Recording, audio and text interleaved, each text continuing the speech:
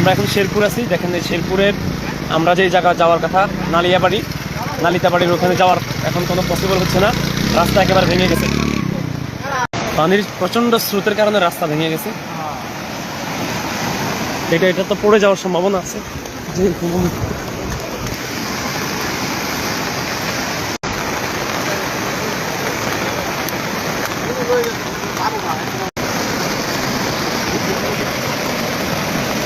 একবার গেছে না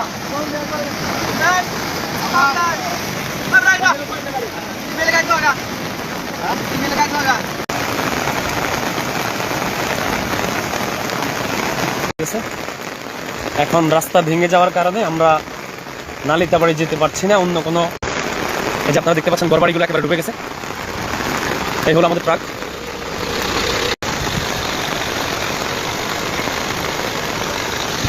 আমাদের